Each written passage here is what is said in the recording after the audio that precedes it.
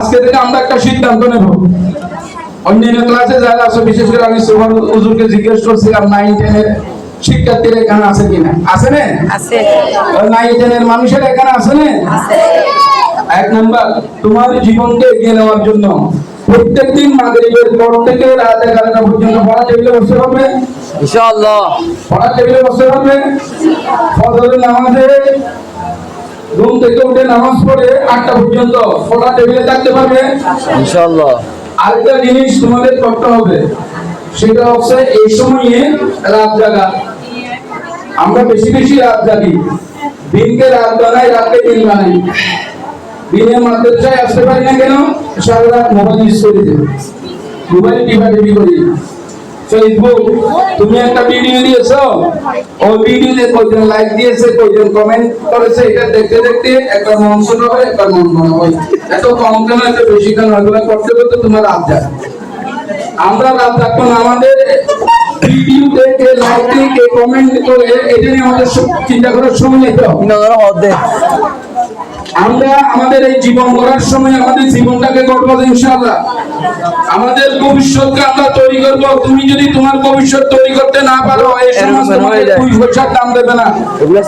এই মুসলমান, আপনাদেরকে 2 পয়সার দাম দেবে না এই সমাজে। যদি তোমার জীবনকে তুমি করতে না পারো, তোমাকে কেউ মূল্যায়ন করবে না এই দেশে। তোমার ফেসবুক নিয়ে জীবন গড়ার সময়ে ফেসবুক নিয়ে যদি পড়ে থাকো, ভালো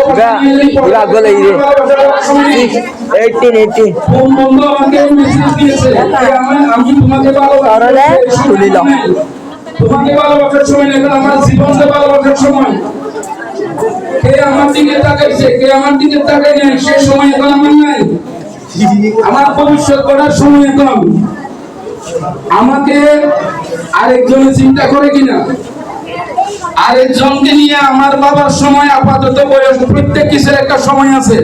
বাবা, আপনার বাড়িতে যে আম গাছের বীজ বপন করেছেন, ওই গাছও একটা নির্দিষ্ট সময়ে ফল ধরবে নাকি আগে ধরে? একটা নির্দিষ্ট সময়ে ওই গাছে ফল ধরবে। সূর্য কি নির্দিষ্ট সময়ে উঠে নাকি একটু আগে উঠে যায়? 12 ঘন্টা পরে, সন্ধ্যার পরে রাত আসবে। তুমি যতই চিন্তা করো, সূর্য উঠবে না। রাত যত গভীর হোক, সূর্য উঠবে না। সূর্য উদিত হবে একটা নির্দিষ্ট সময়ে। তোমার জীবনে যা পাওয়ার একটা নির্দিষ্ট সময়ে তুমি পাবে। নির্দিষ্ট সময়ের আগে ছেলেটা পিছনে দৌড়ার দরকার কি, মেয়েটার পিছনে দৌড়ার দরকার কি? 40 বছর তুমি রাখেন, তাকে নিয়ে বাবার সময়টা কোথায়? তার বাড়িতে সে কি করছে এটা দেখতে গিয়ে সাইকেলটা নিয়ে অ্যাক্সিডেন্ট করার সময় কোথায় পেয়েছো তুমি? আর একটা মেয়ে মোবাইল নিয়ে সারাক্ষণ ওই ছেলের সাথে সেট করা। সে যদি কোনো কারণে অসুবিধা হয়, তোমার সাথে 2 সেকেন্ড কথা না বলে, তারপরে তুমি তাকে নিয়ে কান্না করার সময়টা কোথায় আমাকে বলো। আমার একটা নির্দিষ্ট সময় আছে তো, আমার জীবনটা করার সময়, আমাকে ভবিষ্যতের জন্য তৈরি করার সময়ে, আমাকে আরেকজনের সাথে মোবাইলে যোগাযোগ করা, তার জন্য কান্না করার সময় কোথায়? আমি আজকে অনুরোধ করবো আলীর সন্তান, এইবারও কালী মাটি করবো, এইবারও কালী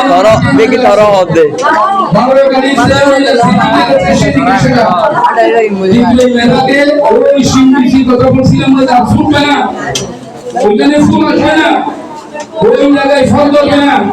যারা জীবনটাকে শুধু এই সময়ে মেয়ের পিছনে, বন্ধুর পিছনে, ছেলের পিছনে যারা সময় নষ্ট করবে, বাপকে তাকে নিয়ে, আমাকে নিয়ে বাবার সময় এখন আমার, আমার পরিবারকে নিয়ে বাবার সময় আমার, আমার ভবিষ্যৎকে নিয়ে বাবার সময় আমার।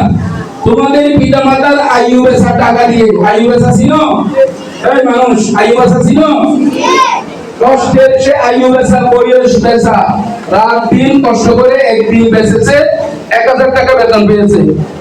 আয়ু বেঁচে গেছে। আয়ু বেঁচে যে টাকা পেয়েছে, সে টাকা দিয়ে তোমার মাদ্রাসায় যে ফর্ম ফিলাপের খরচ দিয়েছে। তুমি বাপের আয়ু বেচার টাকা দিয়ে আরেকজনের সাথে প্রেম প্রীতি করবা, সম্পর্ক করবা, পরীক্ষায় ফেল করবা, ভালো রেজাল্ট করবা না, তারপরে বাপের সুখের পানি পড়বে। এই জন্য পৃথিবীতে তোমার মতো ছেলে মেয়ে দরকার নাই। তো 1 সেকেন্ডের জন্য দরকার নাই। আজকে থেকে সিদ্ধান্ত চেঞ্জ করবা, টোটালি চেঞ্জ। যে আমার বাবার আয়ু বেচা, রক্ত বেচা টাকা যে আমার জন্য ড্রেস কিনে দিয়েছে, গাইড কিনে দিয়েছে, বই দিয়েছে, এরপরে খাতা কলম কিনে দিয়েছে, মাদ্রাসার ফি দিয়েছে, ফর্ম ফিলাপের টাকা দিয়েছে। এই আয়ু বেচার টাকা আমি সফল করবো ভালো রেজাল্ট ইনশাআল্লাহ। আমি সফল করবো সবচেয়ে বেশি ভালো মেয়ে হয়ে। আমার মেয়ে হিসেবে, ছাত্রী হিসেবে আমার বাপকে এই প্রতিষ্ঠানের বিচারের জন্য কোনোদিন আসতে হবে না। আমার মাইয়া বলে ভাই আমার মাইয়ারা মাদ্রাসা না ভাই, তাহলে আপনার বাপকে আপনার বিচারের জন্য এখানে যেন কোনোদিন আসতে না হয়। কোন ছেলে মেয়ে চরিত্রহীনতার কারণে, অনৈতিকতার কারণে কোন ঝগড়াঝাটি করেছে মাদ্রাসায়, বাপ দেখিয়েছে আর তো সিনেমা করে মাদ্রাসার পাশে শিয়ানা নেগর্য শিয়ানা দেখানোর বয়স এখন না। তোমার যখন যোগ্যতা হবে যেখানে যাবে সেখানে শিয়ানাই হবে। তোমার শিয়ানাই কোথায়? যোগ্যতায়। তোমার বাড়ির পাশে প্রতিষ্ঠানের পাশে বাড়ি, এখানে শিয়ানাই দেখার বাপ দেখার সময় নেই, যোগ্যতা অর্জনের সময়। আমি আশা করব সুপ্রিয় শিক্ষার্থীরা অন্যান্য ক্লাসে পড়ো ভবিষ্যতে নিজেকে তৈরি করবা।